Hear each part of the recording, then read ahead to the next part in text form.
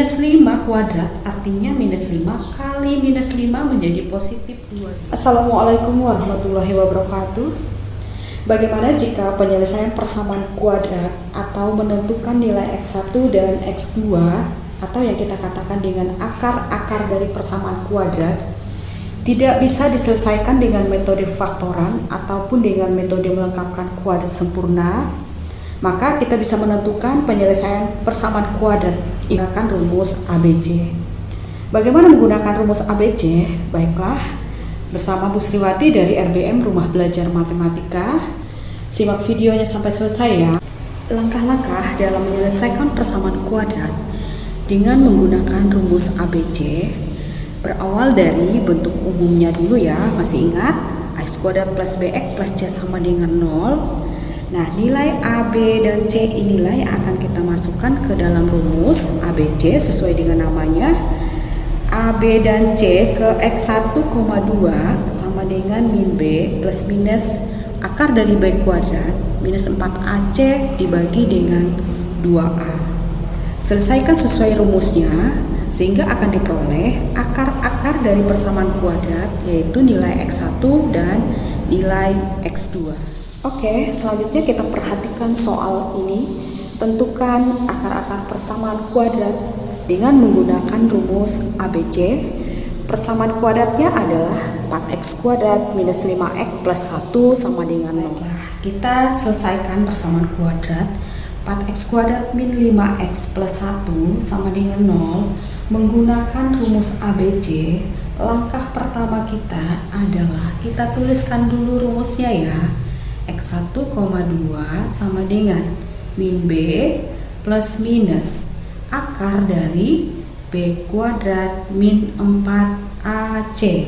Artinya apa tadi? Min 4 kali A kali C dibagi dengan 2A. Nah, kita lihat persamaan kuadratnya. A-nya berapa? Sama dengan 4 ya, dari koefisien X pangkat 2. Kemudian B-nya kebetulan minus, jadi kita tuliskan minus 5. Kalau plus nggak perlu ditulis ya. Kemudian C-nya adalah 1. Nah, nilai ABC inilah yang akan kita gantikan ke dalam rumus tadi, yaitu rumus ABC. Jadi X1,2 sama dengan ya, min B tadi adalah minus 5. Karena minus dalam kurung ya, jadi rumusnya minus dalam kurung minus 5 plus minus. Nah, setelah itu kan plus minus ya, plus minus akar dari B kuadrat min 4AC. Artinya apa? Kita masukkan ya, B nya tadi adalah min 5, jadi kita pangkatkan karena dia B kuadrat min 4. A nya tadi kita masukkan nilai 4 ya, nilai A, dan C nya adalah 1, kita bagi dengan 2 kali A adalah 4. Nah, selanjutnya ini gampang, selesaikan minus kali minus berarti dia plus 5 ya. Kemudian rumusnya plus minus akar minus 5 kuadrat artinya minus 5 kali minus 5 menjadi positif 25. Nah, kemudian dikurangkan dengan 4 kali 4 kali 1 berarti dia 16. Kita bagi dengan 2 kali 4 berarti dia 8. Selanjutnya, karena 5 plus minus akar 25 dikurang 16 adalah akar 9, berarti kita tuliskan akar 9 dibagi dengan 8. Nah, selanjutnya langkahnya tinggal kita mengeluarkan akar 9 itu berapa ya. Nah, kita ikuti dulu ya, 5 kita tuliskan 5 plus minus, nanti pertanyaannya plus minus itu untuk apa? Ini sudah mengarah ke jawaban. Nah, akar 9 adalah 3, kita bagi dengan 8. Nah, selanjutnya kita akan menggunakan plus minus itu untuk memisahkan X1 dan X2.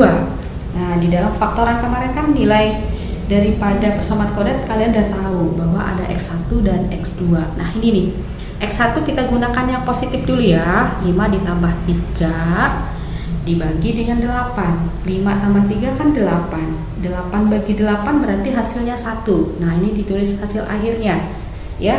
Selanjutnya X2 Nilainya adalah yang digunakan 5 dikurang dengan 3 atau 5 minus 3 ya, karena tadi sudah positif, sekarang kita gunakan yang negatifnya. Dibagi dengan 8, 5 kurang 3 adalah 2 per 8. 2 per 8 kita sederhanakan menjadi 1/4.